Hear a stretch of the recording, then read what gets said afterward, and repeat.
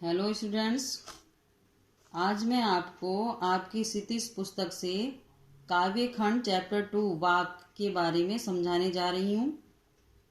प्रस्तुत चैप्टर जो है ये हमारी क्षितिज पुस्तक में कवियत्री ललदत्त द्वारा रचित है। अब देख लीजिए यहाँ पर इस चैप्टर में क्या बताया गया है। फर्स्ट काव्यांश को देखेंगे। रस्सी कच्चे धागे की खींच रही मैं नाव, जाने कब सुन मेरी पुकार, करें देव भवसागर पार। पानी टपके कच्चे सकोरे, व्यर्थ प्रयास हो रहे मेरे, जी में उठती रह रह हूँ, घर जाने की चाह है घेरे। प्रस्तुत पद्यांश हमारी पाठ्य पुस्तक क्षितिज के अंतर्गत संकलित कश्मीरी संत कवियत्री ललदत्त की रचनाओं वाक से उद्धृत है।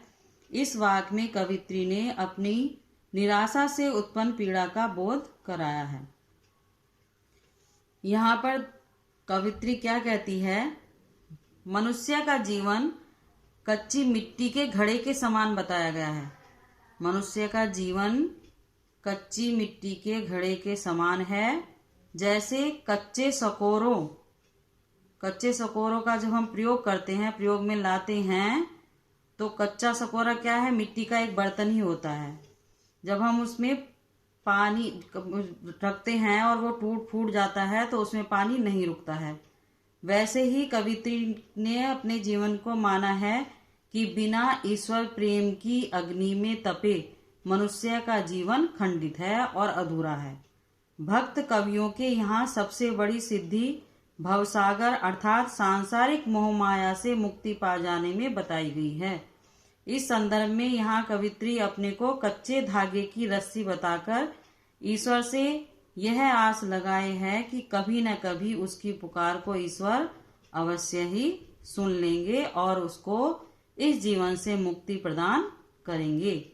जीवन के साधन रूपी कच्चे धागों से इस संसार रूपी भवसागर में तिरती हुई मनुष्य की जीवन रूपी नैया को डूबने से बचाने के लिए एक कुशल माझी की जरूरत होती है।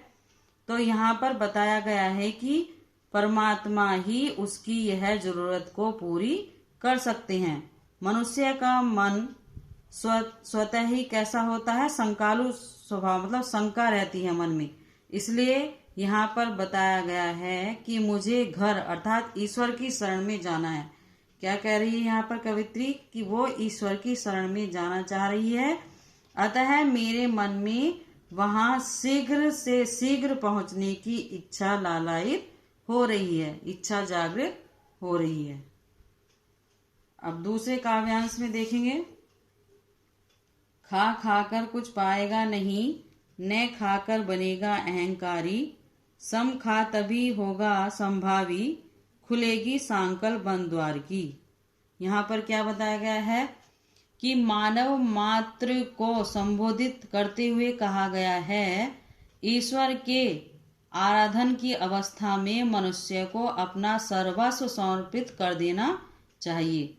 अतः ऐसा प्रतीत हो रहा है जैसे कुछ प्राप्त ही नहीं हुआ। वस्तुतः ईश्वर की कृपा, उसका अनुग्रह सब पर समान रूप से होता है, लेकिन मनुष्य जब ईश्वर की अखंड सत्ता में भेद उत्पन्न कर देता है, उसको टुकड़ों में बांट देता है, तो वह अपने व्यक्तित्व और अपनी मान्यताओं को श्रेष्ठ और दूसरों को स्वयं से नीचा समझने लगता है।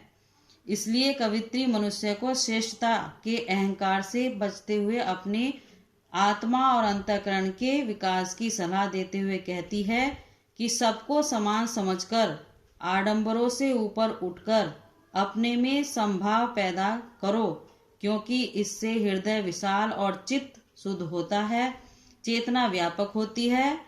फलतः आत्मा के दरवाजों पर लगी अज्ञान और अहंकार की सांकल जंजीर ढीली पड़ जाती है और मन मस्तिष्क प्रकाश और ऊर्जा से परिपूर्ण हो जाता है। तीसरे काव्यांश में देखेंगे।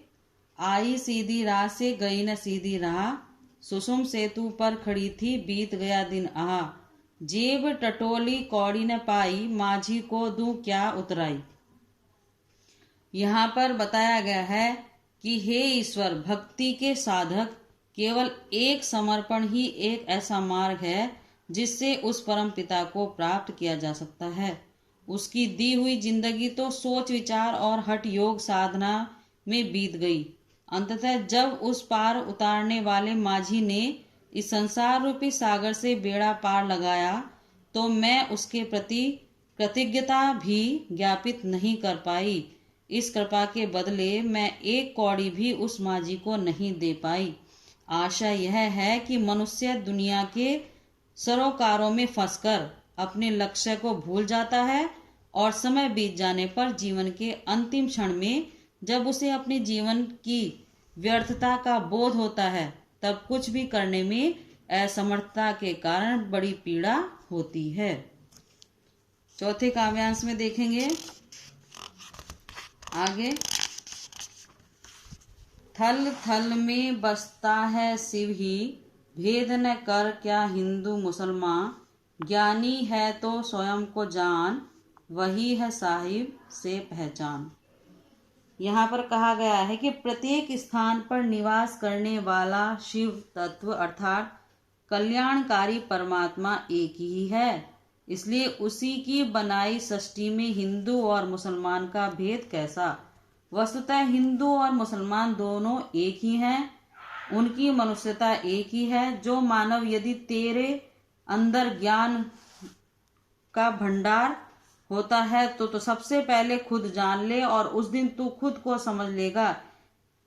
उसी दिन तू उस परम पिता को भी पहचान लेगा और उस परम पिता से परिचित हो जाएगा। इस प्रकार ये चारों काव्यांश कंप्लीट हो चुके हैं और इनकी व्याख्या हम समझा चुके हैं। अब क्वेश्चन आंसर आपको व्हाट्सएप पे सेंड कर दिए जाएंगे। धन्यवाद।